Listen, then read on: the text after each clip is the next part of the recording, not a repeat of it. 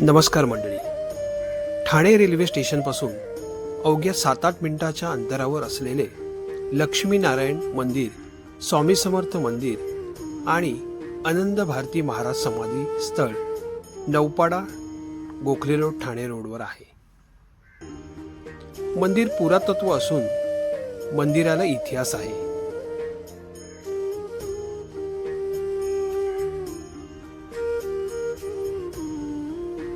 मूळ चेंदणी कोळीवाड्यातील पांडू कोळी यांना अक्कलकोट स्वामींचा साक्षात्कार झाल्यानंतर पांडू कोळी यांचा आनंद भारती महाराज झाला. गोपाळराव विद्वंस यांनी गुरुलीलेतून लिहिलेली पोथी आजही आपल्याला पाहायला मिळते.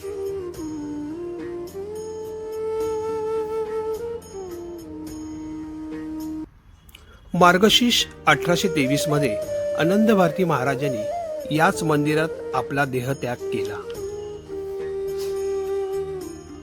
त्यांची समाधीसाठी गोपाळराव विद्वंस या निस्सीम भक्तांनी आपली जागा दिली. नमस्कार, मी धनंजय श्रीराम विद्वंस. गोपाळराव विद्वंस ज्यांनी गुरुलीलामृत पोथी लिहिली त्यांचा नातू. आपले मंदिर हे आनंद भारती महाराज समाधी स्थान आणि स्वामी समर्थ मठ, लक्ष्मीनारायण मंदिर या नावाने प्रसिद्ध आहे. गोखले रोड, नौपाडा, ठाणे येथे वेस्ट. 1901 साली आनंद भारतींनी समाधी घेतली. समाधी घेतली म्हणजे त्यांचा देह आपल्या मंदिरात ठेवलेला आहे.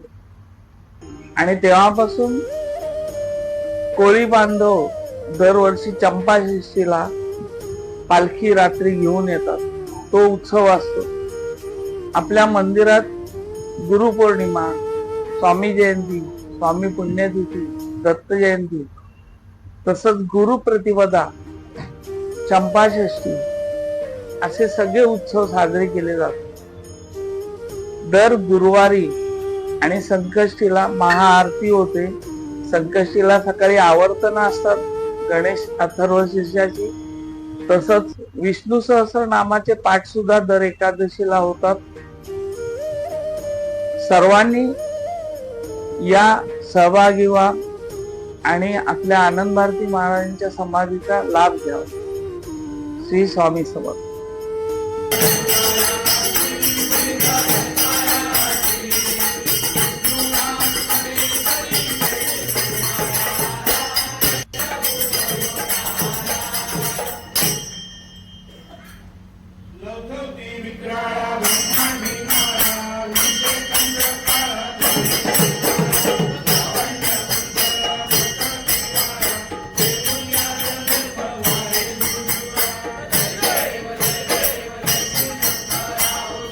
दर गुरुवारी आणि संकष्टी चतुर्थीला मंदिरात महाआरती केली जाते. मोठ्या संख्येने भाविक आरती सोहळ्याला उपस्थित असतात.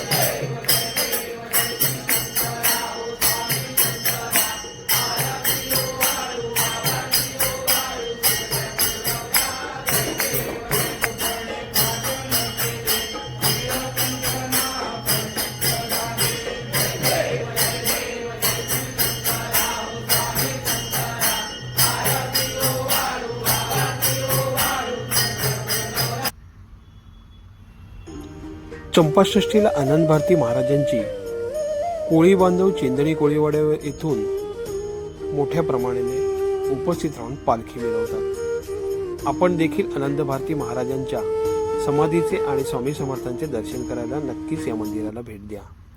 चॅनलला सबस्क्राईब करा.